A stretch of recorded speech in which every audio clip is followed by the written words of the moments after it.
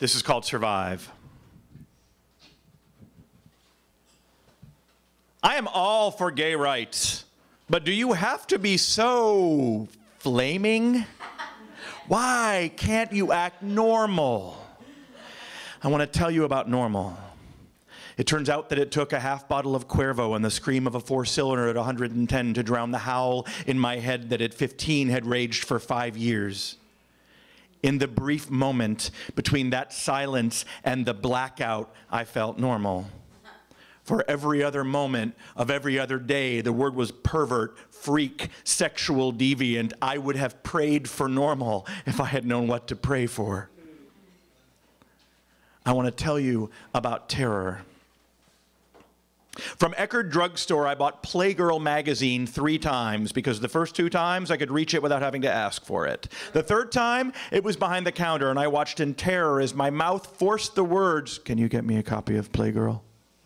Yes, I said Playgirl. Out of my treasonous body. I want to tell you about being betrayed by your own body. With that magazine in my hand, I felt literally my world ending, but was powerless to prevent my hand from opening the cover. I want to tell you about being powerless to prevent the end of the world.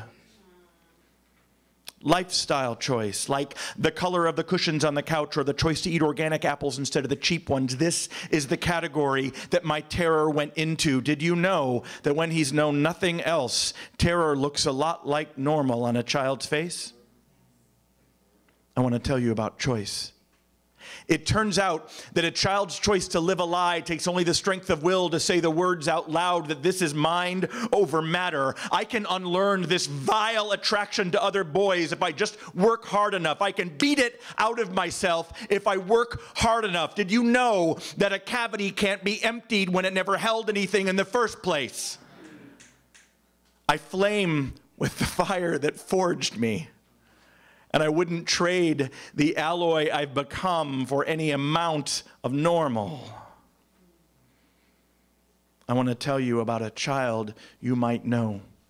One who's good at steadying boats that rock. One who looks a little too long at the cover of men's magazines in the checkout aisle. One who is hiding in plain sight. I want you to grab him and pull him to you and whisper in his ear, not that he's special because he knows what that means, but that he's safe and that you love him no matter what.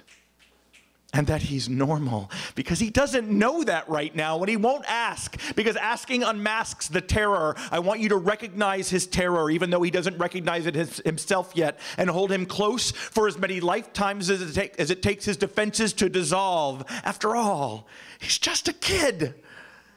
Don't believe him when he tells you that he can stand the heat. Not because he can't, but because some kids don't survive the flames.